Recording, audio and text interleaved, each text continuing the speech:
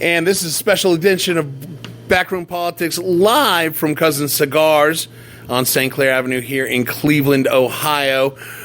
Admiral Ken and I are here checking out the Republican National Convention here in the Mistake by the Lake, the great city of Cleveland. I know I just got looked at badly. That's it. The great city of Cleveland here on the great Cuyahoga River. But the great thing about it is Admiral Ken and I have been talking about, as we did last week, we've been talking about it while we've been here in Cleveland, about the tragic situation that happened in Baton Rouge yesterday morning, as well as the continuation of the discussion that happened back in Dallas last week. And as is the case with any cigar bar, you're going to meet people, sensible people, good people, and they're going to have a good take on it. Ken, again, we find Cousins Cigars, and yet again, we find good people who have a good take on things. My former spouse used to beat me up because of the time I spent in cigar shops. And what I didn't find the words to make her understand is that these are the smartest people on the planet. And if everybody spent more time here, they might learn something, and as I have today. Yeah, and I got to tell you something. So while we've been sitting here, Admiral Ken and I have met two great people. Joining us right now on the special edition from Cleveland, Major Bruce Edwards, retired major from Cleveland Police Department. No, United States Army. Retired Major United States Army. Cool. Oh, wow. Okay, even better. And then we have retired Detective Frank Torres, retired Cleveland Police Department. How many years did you put on the job here? 20. 20 years. 20. Good grief. Thank you for your service. I'm also a Marine.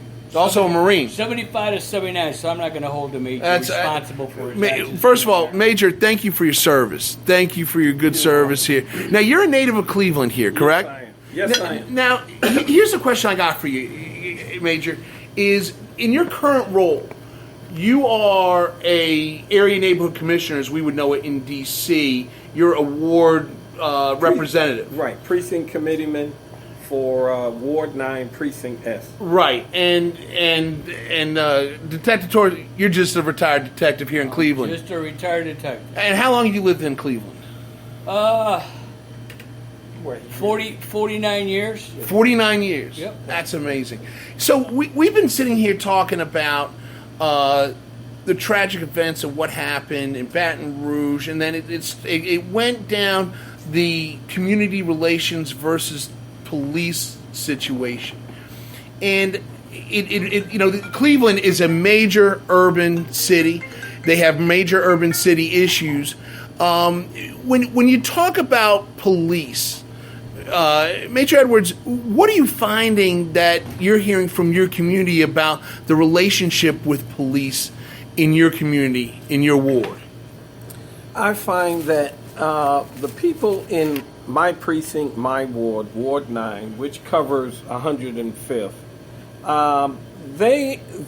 they're looking for policemen to treat them with, when they're stopped or pulled over, treat them with respect. If the respect is there, then you won't have, you don't have, it's not you won't have, you do not have any type of escalations of you're going to disrespect me, I'm going to disrespect you, and then all of a sudden the civilian may end up in jail or thrown on top of a police car. If the respect is there and you're treated with respect, most issues are resolved and everybody goes on their own separate ways. Now, let me caveat with this. At no given time, should any civilian shoot at a policeman. I spent 20 years in the military, coming up through the ranks, starting off as an enlisted guy, E1 out of basic training, retired as a major. You don't do that. You respect the police. You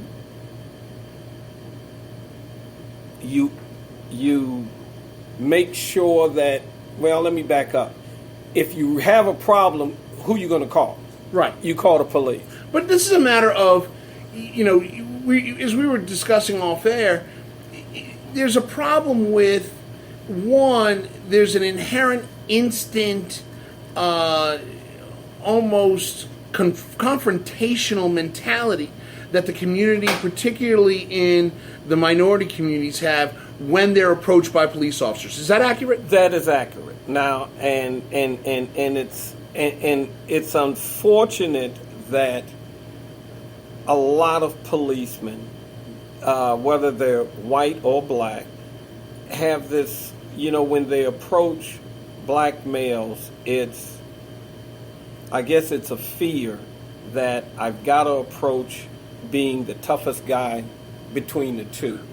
Let me ask you, Detective, because Detective Torres, you started off as a patrolman out of the academy, worked your way up to detective. You've been in all aspects of policing in this great city.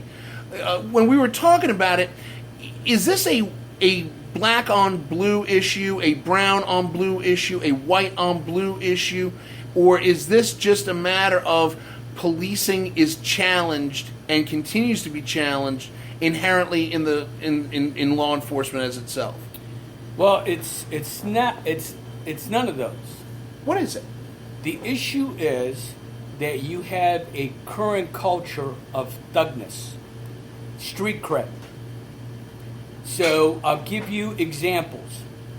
As a police officer, when I see a violation of traffic, I'm required to do something about it.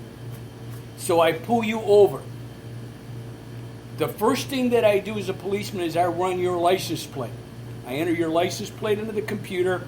The computer tells me who owns the vehicle. The first thing I check is to make sure that the individual that appears to be driving the vehicle is the owner. Male versus female, white versus black, Hispanic versus whatever other. Okay? Young, old. I pull a vehicle over, it's registered to a 54-year-old guy, but I got a 19-year-old driving it. Those are red flags. Okay? So I approach the vehicle. The first words out of my mouth is, do you understand why I pulled you over? Now, in most cases, the response is, no, officer, yes, officer. In some responses, you were going to pull me over anyway because I'm black. You were going to pull me anyway because I'm Puerto Rican. You were going to pull me anyway because I'm Islamic. I look Islamic or whatever. Okay? Now you got a second red flag going up. As a policeman. They're trying to escalate it. They're trying to escalate it. Okay? Why are they doing that? They're not doing that because they want to. They're doing it because they've been programmed by society to be confrontational, to challenge authority. And they see that as a way of doing it directly and indirectly. Sometimes the individuals don't realize that they've done that until you actually talk to them and actually go, hey, why did you talk to me that way? Why did you respond to me that way? Now, granted, there are some officers who take offense to that and automatically go, well, if you're escalating it, I'm not going to de-escalate it. I'm going to keep going with you and see where this goes. Unfortunately, that happens, and we call it the 10th percentile. You have officers that just are not properly trained, and they, in turn, create situations that escalate. Okay? Admiral Ken? So, believe it or not, the Navy has a school for everything. They even have a school to teach you how to be an admiral. It's 1 week in a really nice place in Potomac, Maryland. And one of the many lectures that we had was entitled The Millennials. This is that group of young people, I think, predominantly that Detective Torres was just talking about. And one of the things they told us was that today's set of young people, the millennials, have got a real averse attitude toward authority. I've seen it in my time as a flag officer. I can't count the number of times I've pulled up to a gate in uniform with a big freaking star on the windshield, and the young enlisted man standing there, guarding, asking me for my ID, will say, "Hey, what's up?"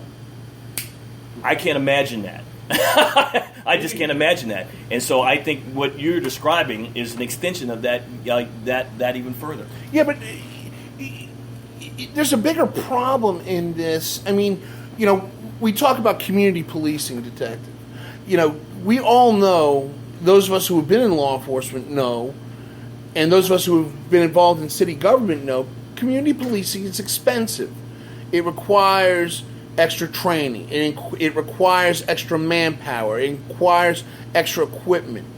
You're saying also, as we were talking before, that this is an economic issue, that part of the problem that we're having with policing versus the community right now is very much economic. Is there some truth to that? Oh, very much true.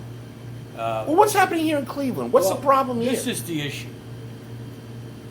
And the example is this. They'll schedule what they consider in-service training for sensitivity.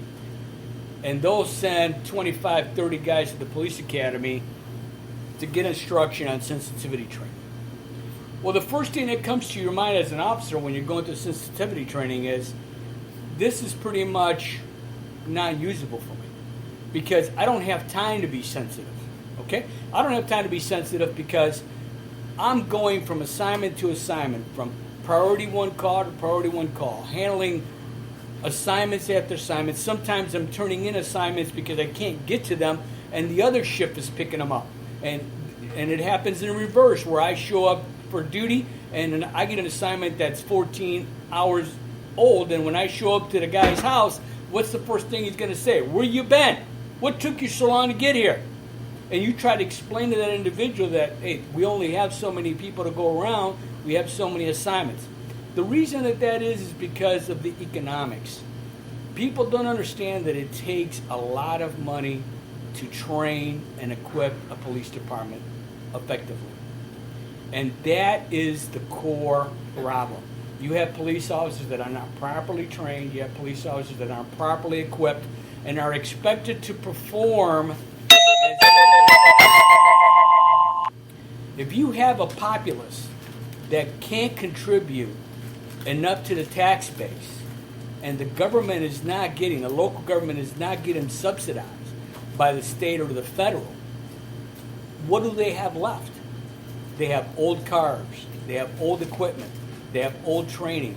They're not properly trained because there isn't enough time for them to get brought off the street to train them, because 9 out of 10 times they have to pay for overtime. So the issue is that in areas that you have an economic issue, you're going to have an issue across the board. Major Edwards, go ahead. I disagree with that. I think being respectful, you don't need training to be respectful. Period. You don't need training.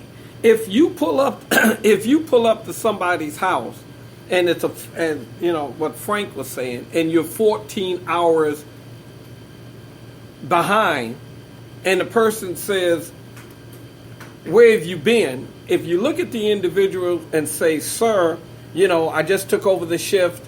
Here I am right now. I'm here to investigate or to look into your complaint," that's all you need. 9 out of 10 times, the individual who called in 14 hours ago will say, "Okay, no problem. Now somebody's here." Being respectful. Where does it come down to not being respectful? That you got to have training to teach somebody to respect another person. Well, That doesn't make sense. That doesn't make sense. I disagree with the major. Respect is something that you learn from your parents. Okay? Fair enough. If you do not learn it from your parents, who are you going to learn it from? You're going to learn it from your boys that you hang around with in the neighborhood. You're going to learn it from school. You're going to learn it from your relatives. Respect is something that you have to learn, and how you learn it is by receiving it yourself through time. Okay? Right. I'll give you an example. Yesterday I'm at a cigar shop.